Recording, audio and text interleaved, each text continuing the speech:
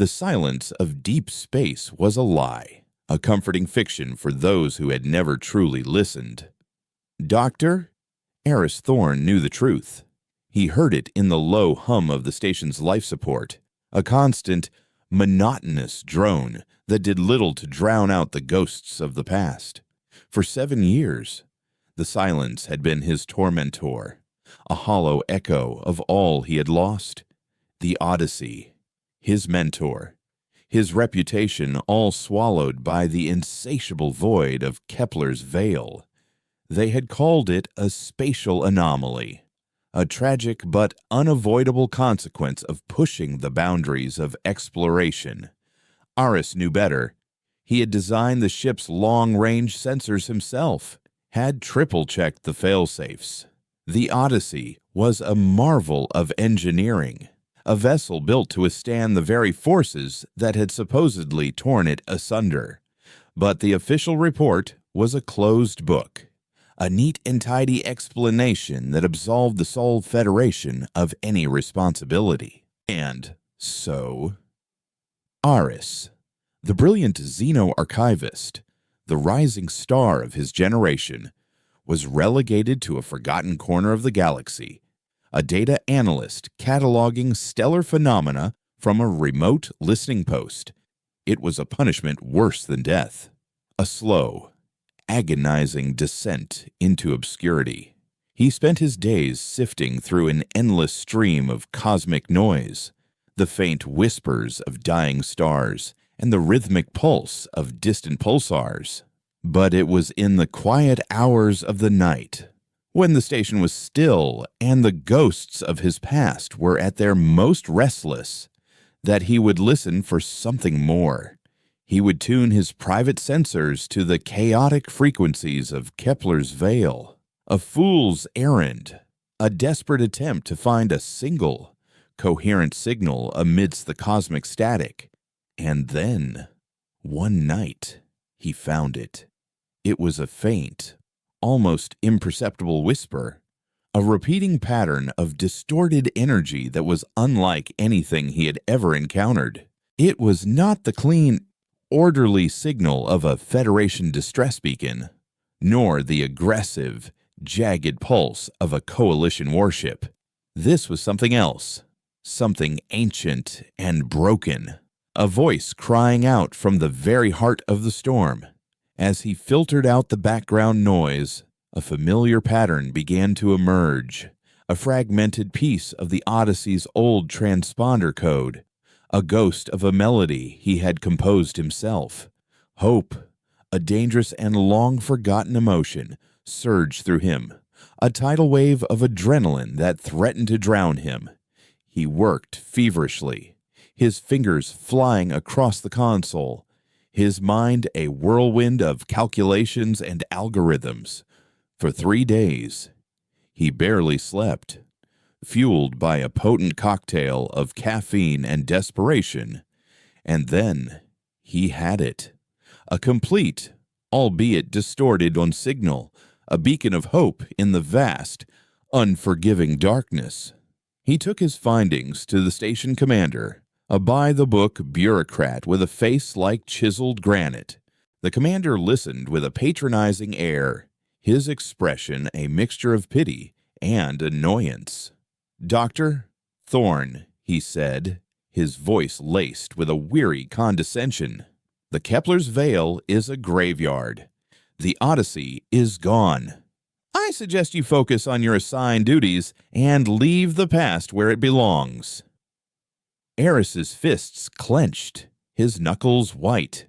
He had expected resistance, but not this blatant, callous dismissal. He was a ghost to them, a relic of a forgotten era, a man who had dared to question the official narrative. He left the commander's office, his heart a cold, hard knot of anger and frustration. If the Federation would not help him, he would find another way. He would not let the Odyssey, and the woman who had been like a mother to him, be forgotten. He reached out to a name from his past, a name that tasted of ash and regret on his tongue. Kalen, A pilot whose life Aris had inadvertently saved years ago. A man who lived by his own code. A cynical, world-weary mercenary who trusted no one and nothing. They met in a dimly lit bar on the station's lower levels, the air thick with the smell of cheap synthale and unfulfilled dreams. Kalen listened to Eris's story, his face an unreadable mask, his eyes the color of a stormy sea, betraying nothing. "You're chasing ghosts, Thorn," he said, his voice a low growl. "The veil will eat you alive, just like it ate your precious ship." Eris met his gaze, his own eyes burning with a desperate intensity. "I have to know," he said, his voice barely a whisper. "I have to know what happened to them." Kalen took a long drag from his cigar, the tip glowing like a miniature star in the dim light. He had seen that look before, the look of a man on the edge, a man willing to risk everything for a ghost of a chance. He owed Eris a debt, a life for a life, and Kalen was a man who always paid his debts. "Fine," he said, exhaling a cloud of smoke, "but you're paying for the fuel." With a pilot secured, Eris turned his attention to the next piece of the puzzle, a ship. He used what little was left of his family's once great name, a name now tarnished by his disgrace, to acquire a decommissioned freighter, the Stardust Drifter. She was an old rust bucket of a ship, her hull scarred and pitted from years of hard use, but she had a powerful core and a surprisingly robust sensor array.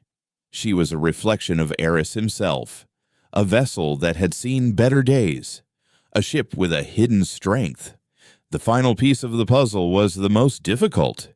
He needed an engineer, someone who could not only keep the Stardust Drifter from falling apart, but also navigate the treacherous currents of Kepler's Veil. He found her in the station's engineering bay, a young woman with a mind as sharp as a laser scalpel and a reputation for being a brilliant but difficult loner. Lena, a woman who had been ostracized for her unconventional ideas and her refusal to bow to the rigid protocols of the Federation. She had developed an experimental sensor technology, a device that she claimed could map the chaotic energy fields of the Veil, a claim that had earned her the ridicule of her peers. She listened to Aris's proposal, her eyes, the color of liquid mercury, studying him with an unnerving intensity. "They'll brand you a traitor," she said, her voice a soft, melodic hum.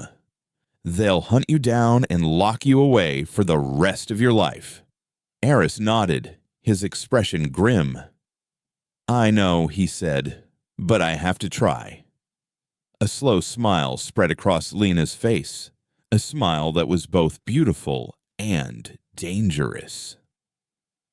"Good," she said. "I was getting bored, and so." The three of them, a disgraced archivist, a cynical pilot, and a renegade engineer, stood on the bridge of the Stardust Drifter, the ship's engines humming with a quiet anticipation. They were a motley crew, a band of outcasts united by a common purpose, a shared desperation.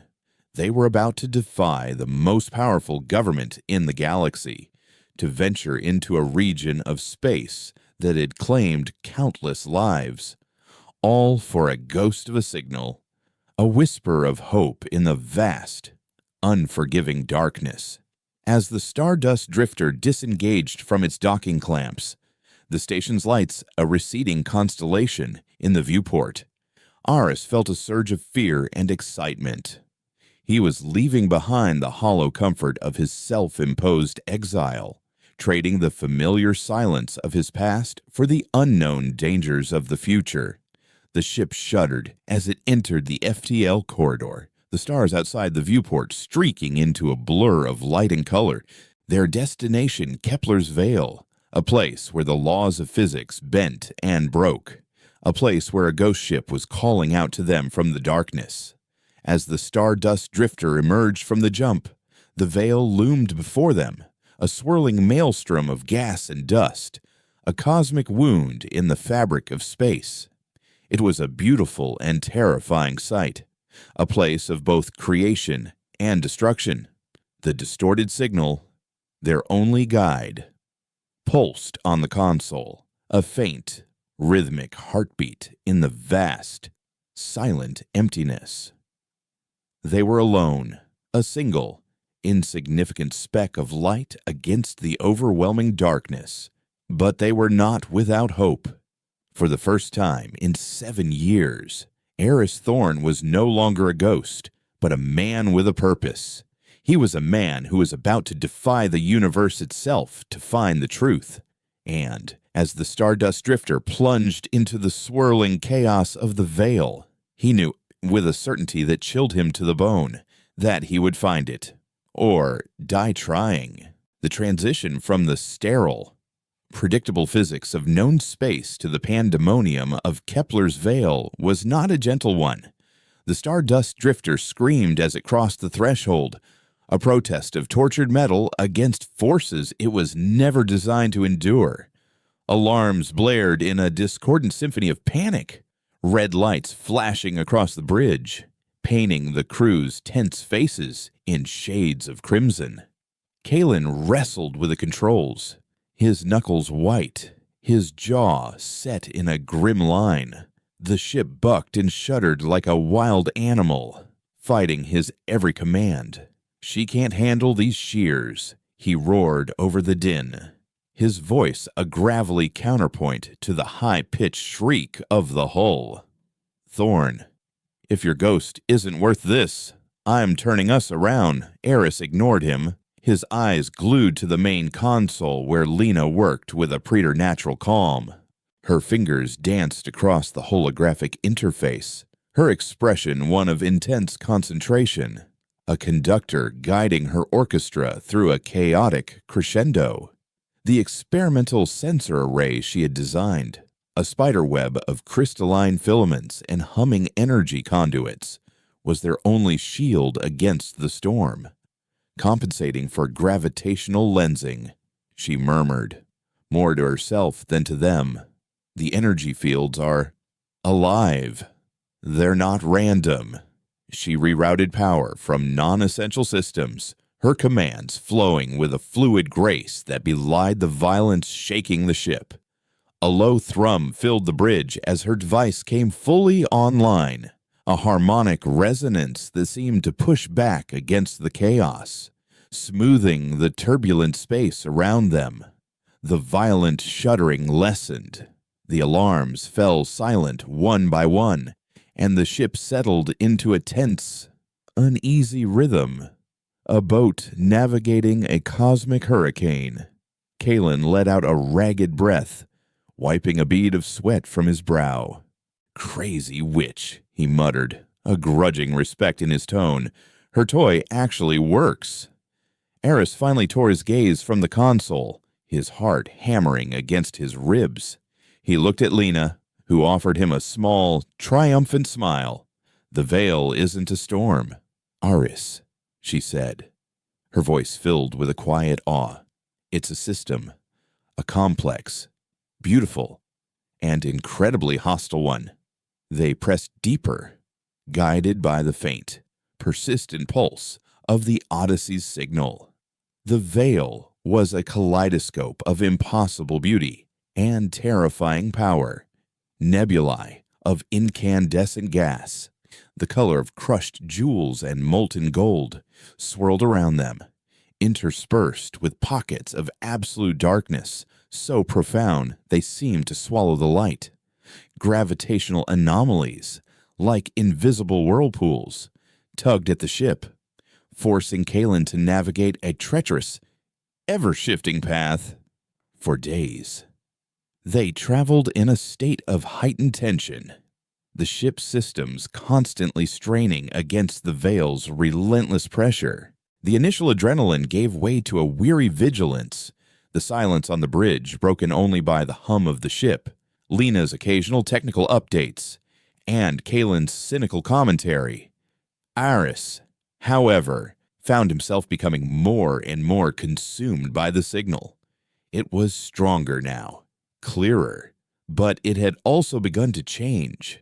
The familiar, sterile repetition of the transponder code was still there, but it was interwoven with something else, a new layer of complexity that was both fascinating and deeply unsettling. It was a complex, almost melodic pattern, a series of fluctuating frequencies that felt less like a machine and more like a voice.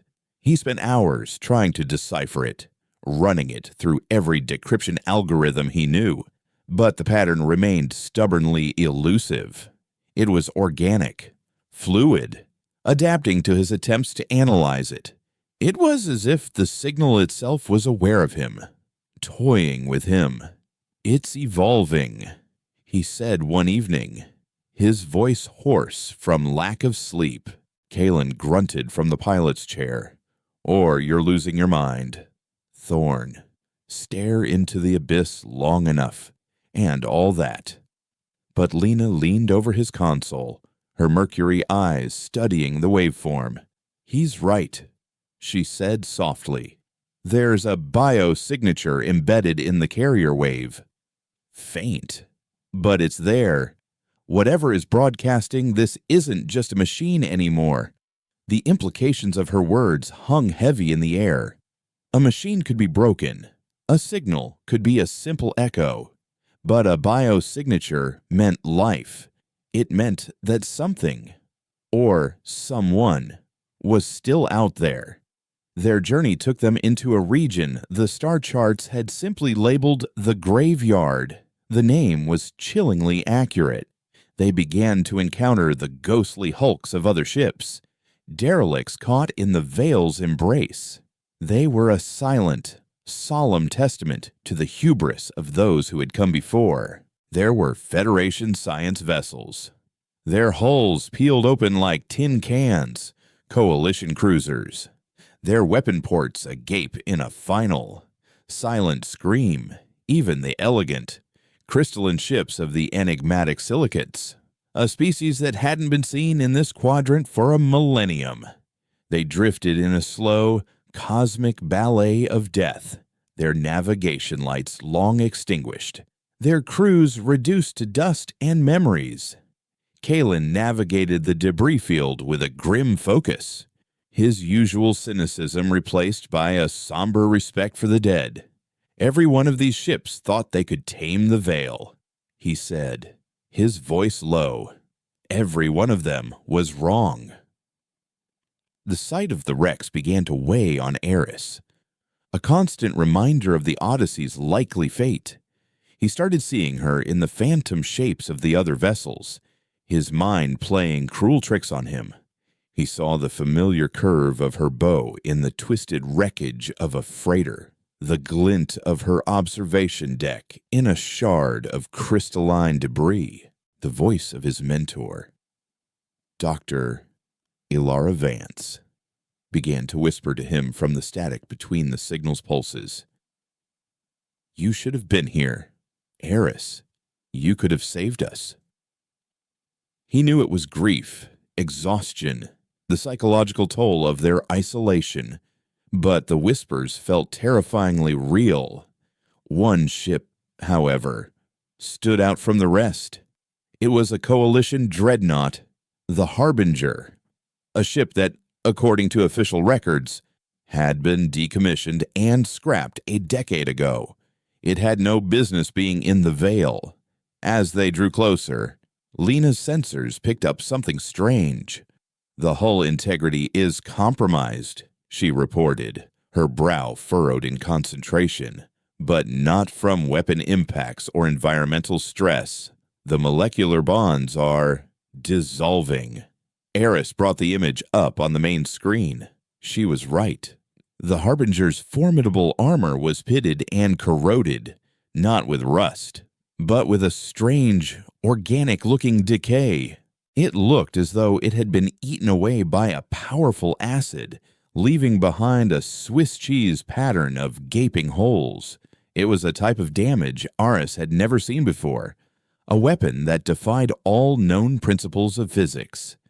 The Federation's cover-up, he realized with a dawning horror, wasn't just about a lost science vessel. It was about this. It was about a weapon, a threat so terrible that they had been willing to erase it from history, to sacrifice the crew of the Odyssey to keep its existence a secret. The revelation sent a chill down his spine.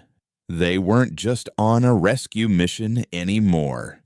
They had stumbled into a conspiracy, a dark secret that the most powerful forces in the galaxy would kill to protect. The discovery of the Harbinger imbued their quest with a new, terrifying urgency.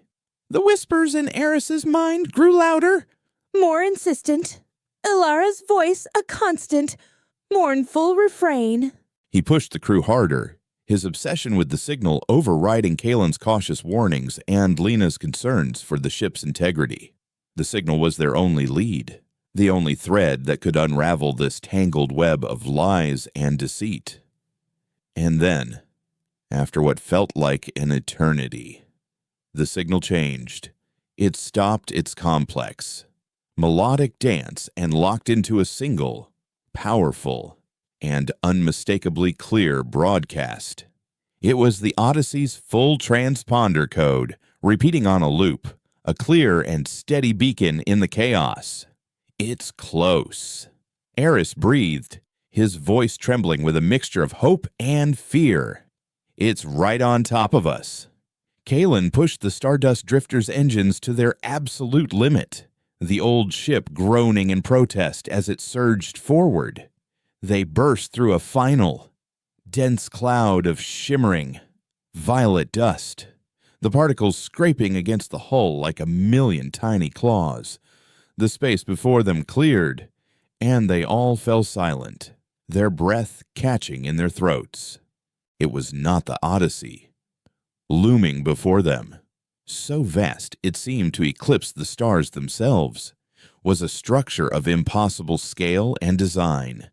It was a colossal, crystalline lattice, a web of interlocking geometric shapes that pulsed with a soft, internal luminescence. It was ancient, clearly not of human or any known alien design, its surface smooth and unblemished, untouched by the ravages of the veil. It looked less like a machine and more like a living organism, a cosmic creature of light and shadow. And from the very heart of this impossible artifact, from a pulsating core of pure, white energy, the Odyssey's signal was broadcasting. A siren's song in the deep. It was a lure, a trap, a carefully crafted illusion designed to draw them in. The ghost they had been chasing for 7 years was a lie. They hadn't found a lost ship. They had been summoned. As they drifted in the silent, awe-inspiring presence of the alien structure, a new signal suddenly washed over them, not through the comms, but directly into their minds.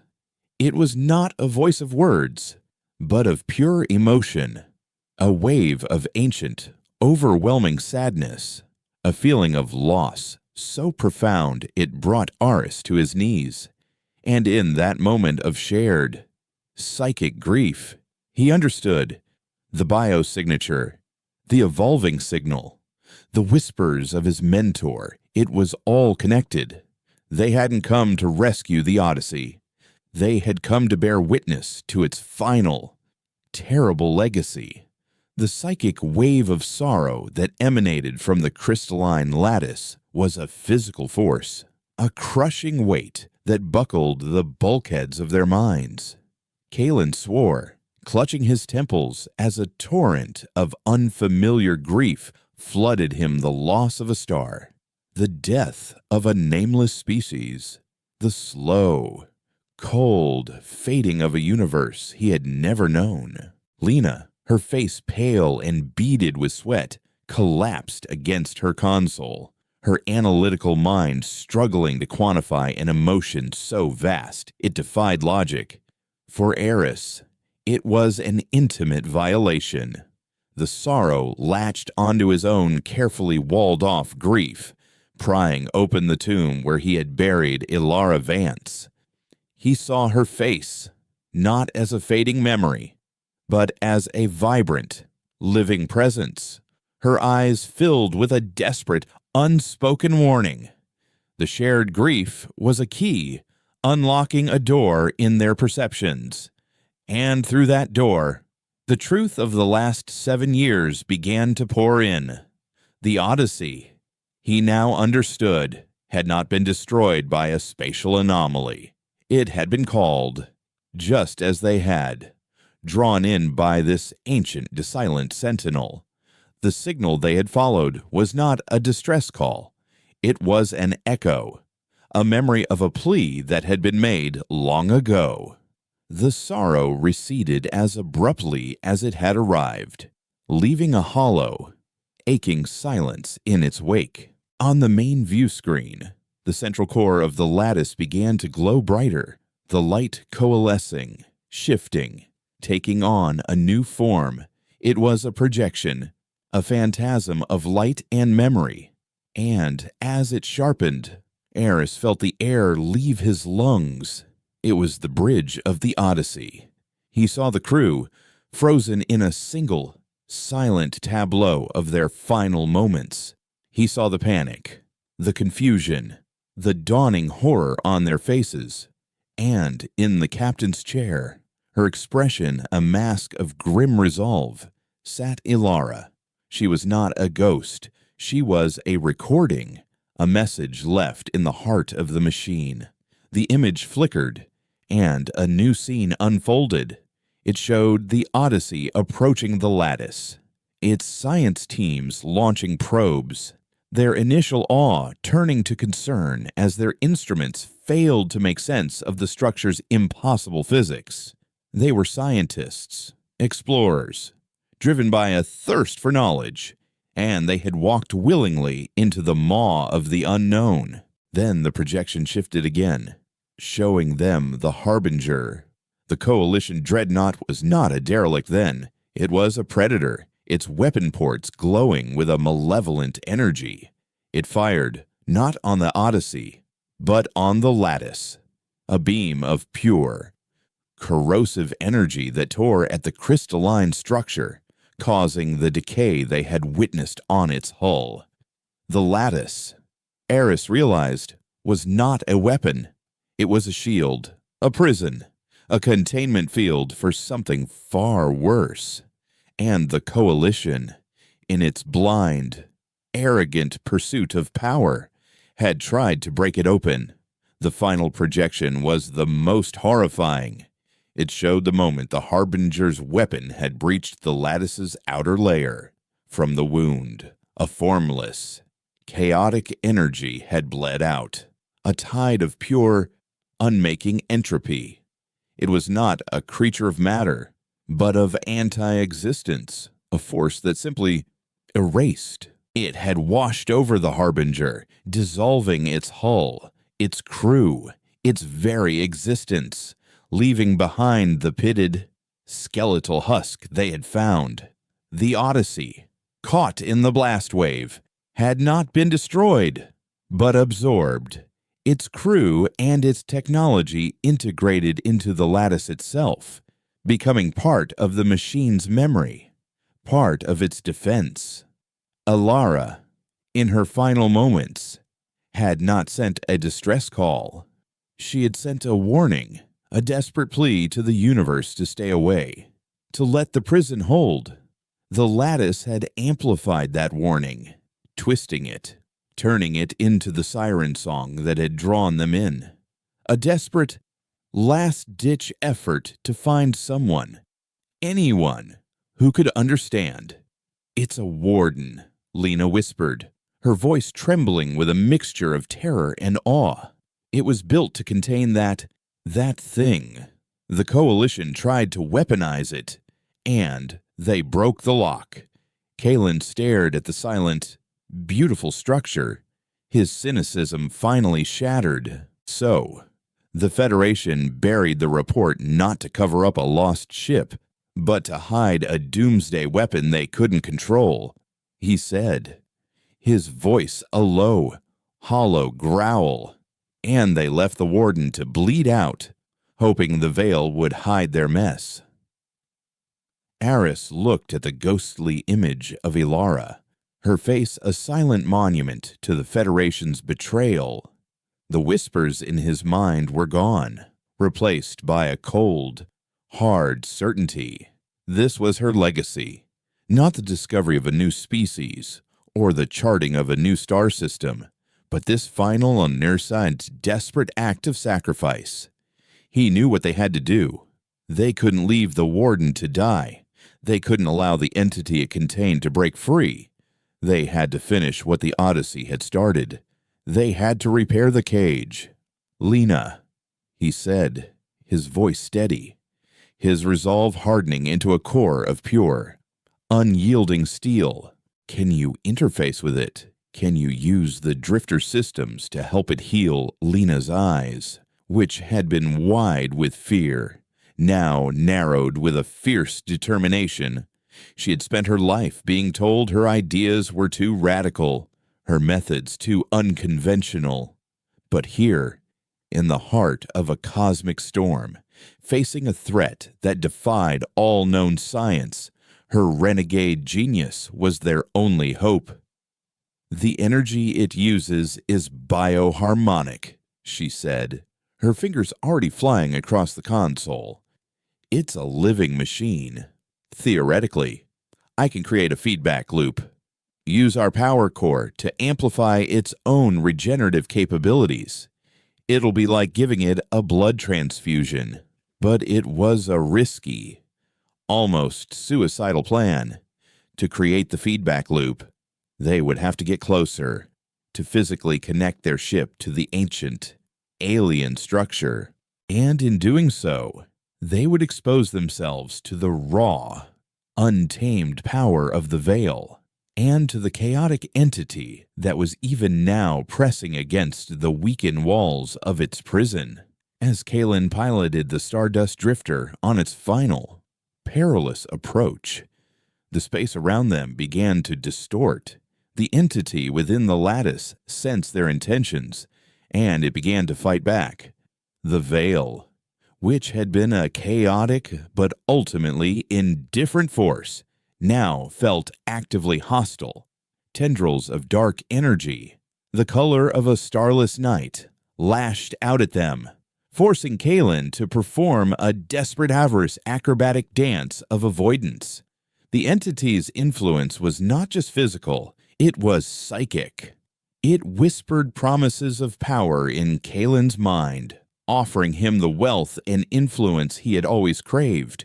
It tempted Lena with visions of unimaginable knowledge, the secrets of the universe laid bare before her, and to Eris, it offered the one thing he wanted more than anything in the world, Ilara, brought back to life, her voice a sweet, seductive poison in his mind. "Join me, Eris. We can be together again. We can remake the galaxy in our image." He gritted his teeth, the ghost of her touch, a cold fire on his skin. He focused on the image of the real Ilara, the one who had sacrificed herself to save others, and he pushed the phantom away. The Stardust Drifter shuddered as it made contact with the lattice. A series of magnetic clamps, jury-rigged by Lena, slammed into the crystalline surface, locking them in place. Interface established. Lena announced, her voice strained, "Beginning power transfer. It's drinking it. It's so thirsty." On the main screen, they could see the effect of their efforts. A network of fine, golden lines, like veins of light, began to spread from their ship, weaving their way through the lattice, knitting the fractured crystal back together. The wound, the dark, bleeding patch where the Harbinger had struck began to close, the encroaching darkness held at bay by the new, vibrant light.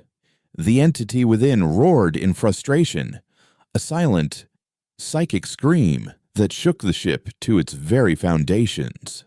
The dark tendrils intensified their assault, slamming against the drifters' shields, which flickered and sparked under the relentless onslaught. Shields at 40%, Kaelin yelled. She can't take much more of this. The feedback loop was working, but it was too slow. The warden was healing, but the entity was breaking free faster. They were in a race against time. A race they were losing. They needed more power, a bigger jolt to kickstart the warden's regenerative process. And there was only one place to get it. Eris looked at the ship's FTL drive, its core glowing with a steady, powerful light. It was their only way home, their only chance of escape, but it was also a reservoir of immense, untapped energy. "Lena," he said, his voice calm, his decision made. "Can you channel the FTL drive's precharge into the feedback loop?" Lena's head snapped up, her eyes wide with disbelief. "Iris, that's insane. A full precharge overload will vaporize the ship's systems. We'll be stranded. If it doesn't blow us all to kingdom, come just do it," he said, his gaze fixed on the healing lattice. Kaelin looked at him, a flicker of understanding in his stormy eyes. He had called Eris a ghost chaser, a fool living in the past. But in that moment, he saw him for what he truly was, a man willing to sacrifice everything, not for a ghost, but for a future he might not live to see. With a grim nod, Kaelin rerouted the FTL's power conduits, bypassing every safety protocol, every failsafe. Lena, her hands trembling slightly, prepared to channel the surge. This was it. They would either heal the warden and seal the prison, or they would join the ghosts of the Veil. Eris placed his hand on the view screen, over the ghostly image of Ilara. "For you," he whispered, "for all of you." The ship screamed as the FTL drive's energy surged through its systems, a river of pure, untamed power. The golden veins of light on the lattice exploded into a brilliant, blinding supernova. The dark tendrils of the entity recoiled, consumed by the light. The wound on the warden sealed. The prison was whole again. And the psychic scream of the entity was silenced, trapped once more in its crystalline cage. And then the Stardust Drifter went dark, its systems fried, its engines silent, a dead ship in the heart of a healed storm. They had won. But their victory had come at a terrible cost. They were alone, adrift, and their journey was far from over.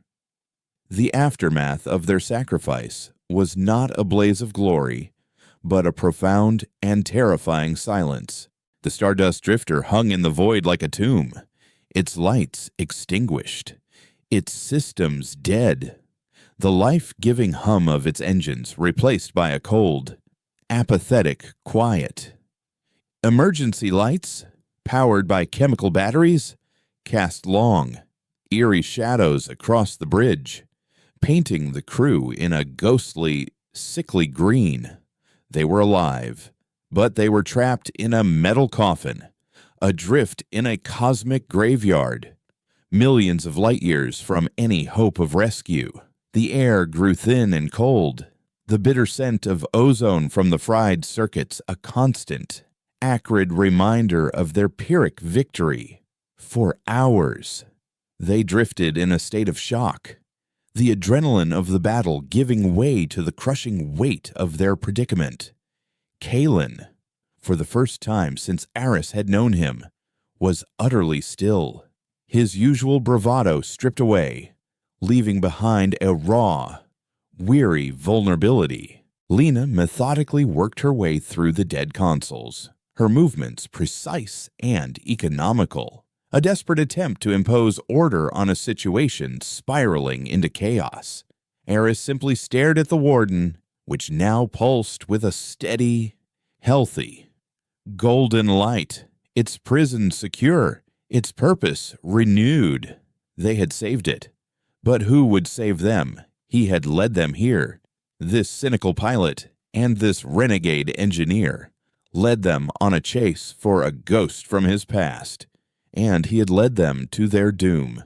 The weight of his responsibility was a physical thing, a pressure in his chest that made it hard to breathe.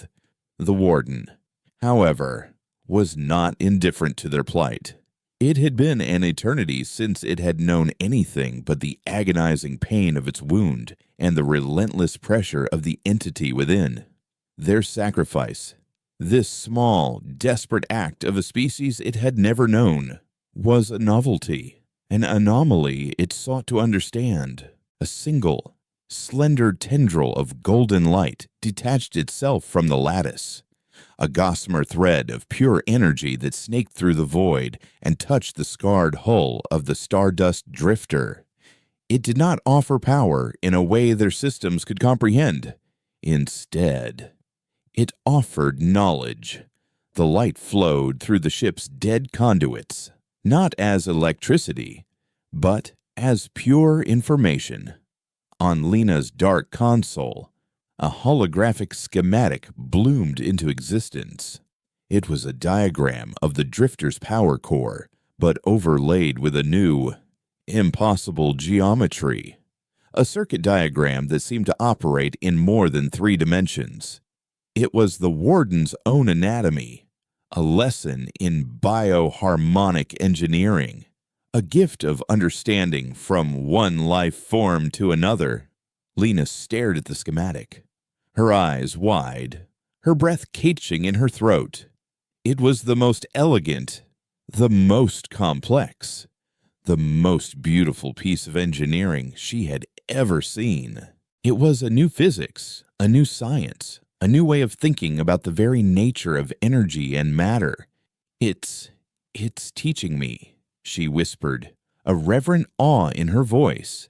It's showing me how to integrate its energy into our systems. It wants to... Symbiotic. The warden was offering them a lifeline, a way to not just repair their ship, but to transform it. But the process would be fraught with peril. It would require them to manually rewire the ship's core, to bridge the gap between their crude human technology and the warden's ancient organic science. A single miscalculation, a single crossed wire, could cause a catastrophic overload, turning their ship into a miniature supernova. For the next 3 days, they worked in a frantic, desperate race against their dwindling oxygen supply. The bridge of the Stardust Drifter became a chaotic workshop, littered with salvaged tools, stripped wires, and Lena's feverish, handwritten calculations. Kalen, his cynicism replaced by a grim, pragmatic focus, became her hands, his steady, calloused fingers navigating the scorched and twisted guts of the ship's engine room, following her precise instructions. Aris, unable to contribute to the complex engineering, took on the role of their guardian. He maintained a constant watch on the warden, his senses now finely attuned to its subtle shifts in energy. He felt its gratitude, its curiosity, but he also felt the faintest, deepest thrum from its core. The prisoner, still there, still conscious, still waiting. He also became their chronicler, documenting everything they had learned, every detail of the warden, of the entity, of the Federation's conspiracy, recording it all onto a hardened data chip. If they didn't make it, he vowed, the truth would. The work was grueling, painstaking, and utterly terrifying.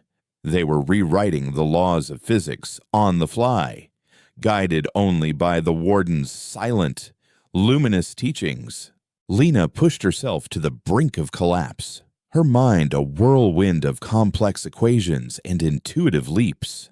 At one point, Kalen, while attempting to connect a primary conduit to a newly grown crystalline capacitor, was thrown across the engine room by a violent arc of golden energy. He was left with a Lichtenberg figure of scars across his arm, a permanent, beautiful reminder of the alien power they were trying to tame. But through it all, a strange and powerful bond formed between them.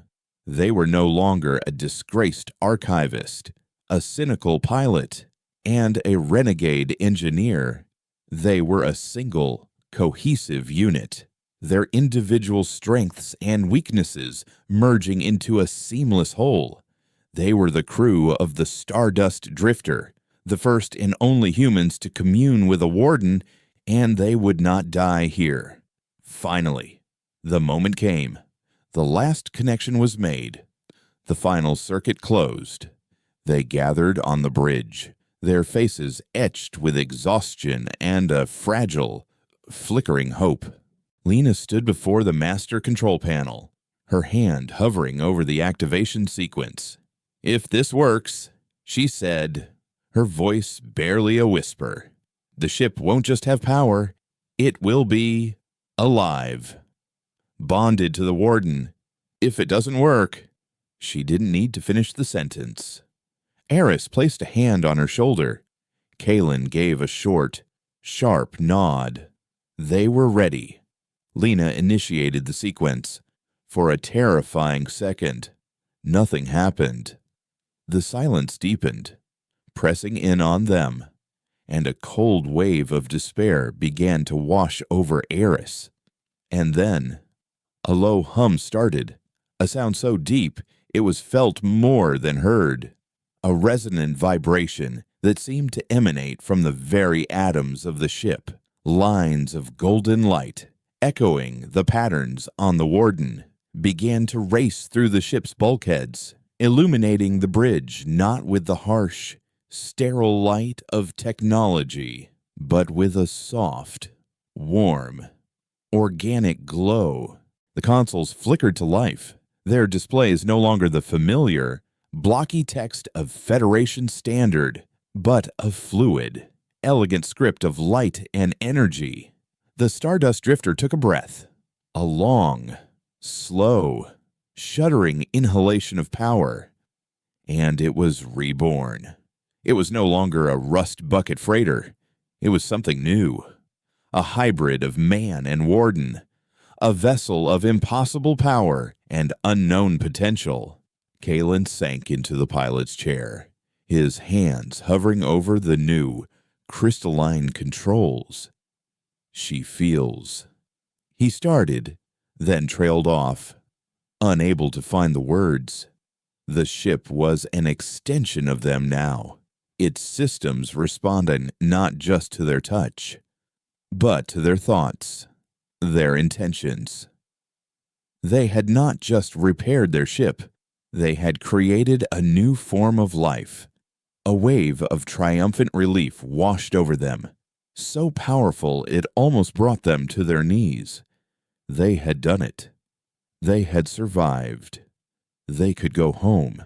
But as the initial euphoria began to fade, a new chilling realization dawned.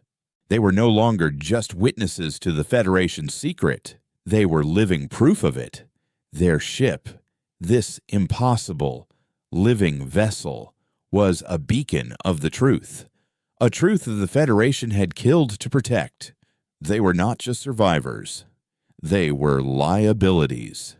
And as if summoned by that very thought, a new alert blared through the bridge, a sharp, discordant tone that was jarringly out of place with the ship's new harmonic hum. On the main view screen, a dozen new contacts appeared, dropping out of FTL in a precise, predatory formation. They were Federation ships, but not the clean, white vessels of the Exploration Corps. These were matte black, angular, their hulls devoid of any identifying marks, their weapon ports already glowing with a cold, menacing light. It was a black fleet, the kind of fleet that didn't appear on any official register, the kind of fleet that was sent to make problems and witnesses disappear.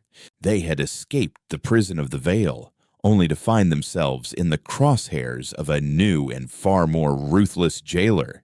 Their journey was not over. It had just entered its most dangerous phase.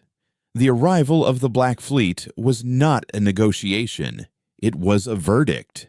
They had been judged, found wanting, and sentenced to a swift and silent execution.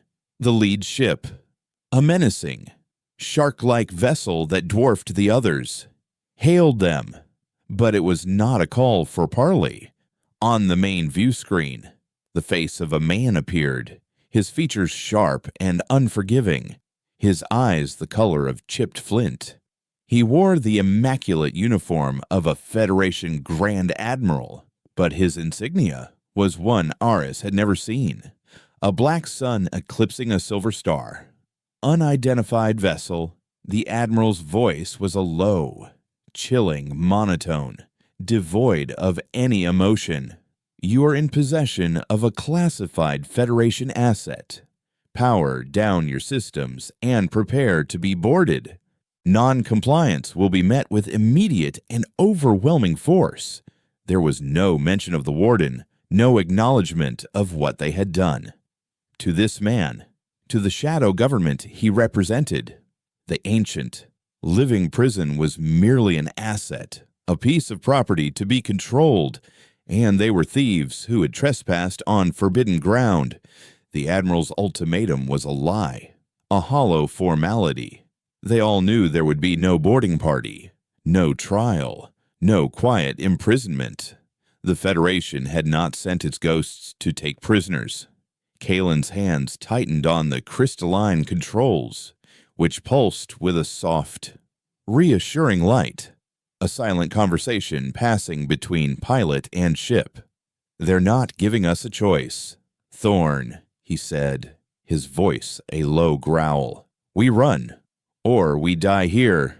Eris looked at the tactical display.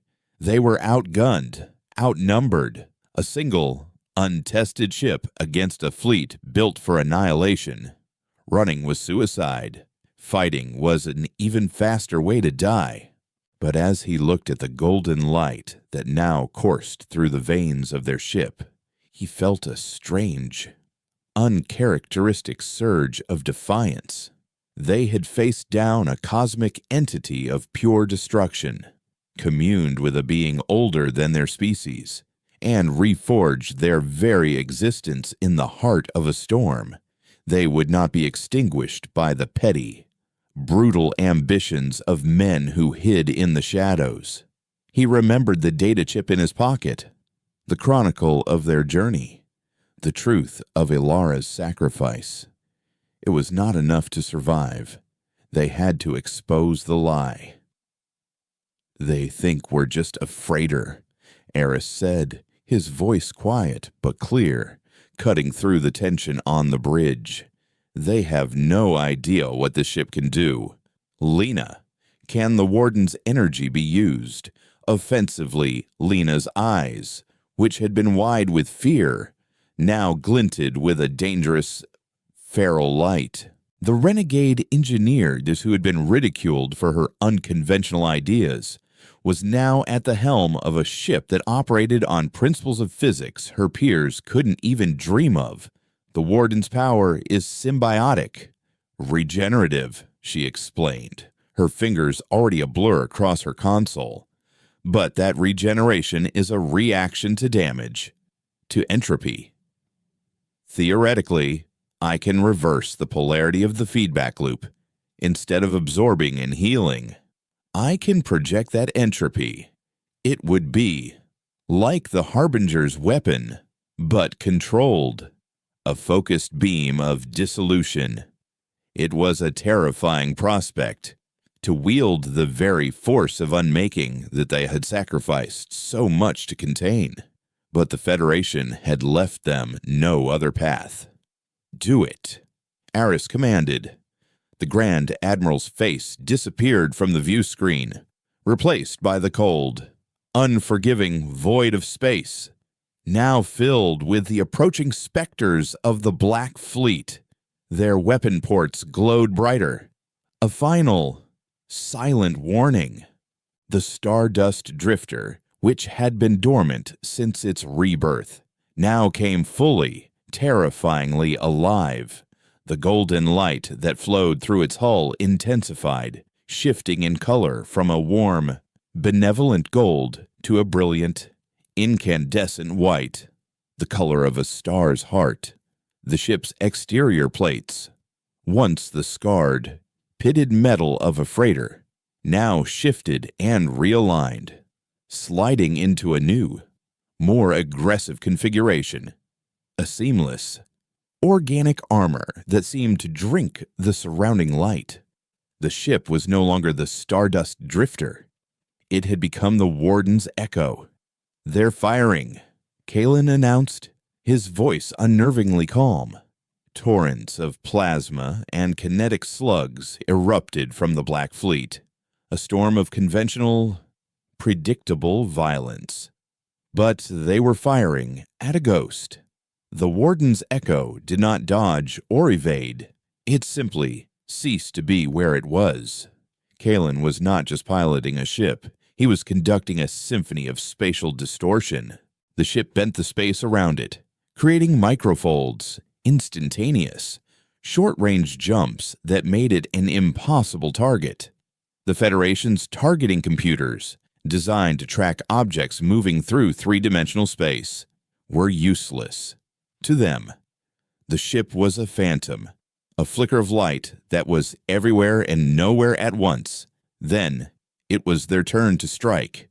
From the bow of the Warden's Echo, a beam of pure, shimmering darkness erupted, a focused lance of the very entropy the Warden had been built to contain. It was not a weapon that burned or exploded. It was a weapon that erased. The beam struck the lead frigate. For a moment, nothing happened.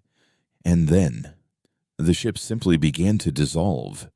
The molecular bonds of its hull came undone, its armor plating turning to dust, its crew and its systems dissolving into a cloud of drifting, lifeless atoms.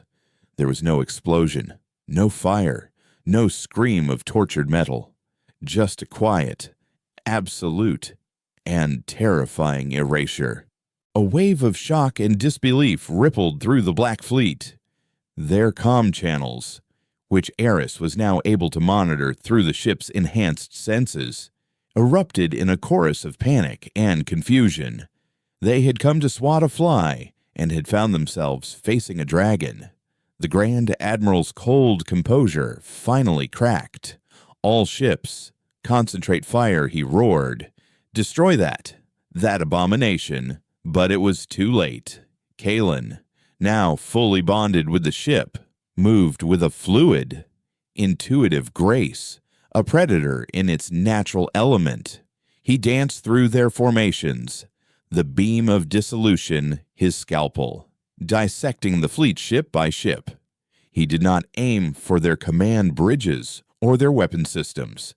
He aimed for their engines, their FTL drives, surgically disabling them, leaving them crippled and adrift. He was not a murderer. He was a warrior, and he was showing them a mercy they did not deserve.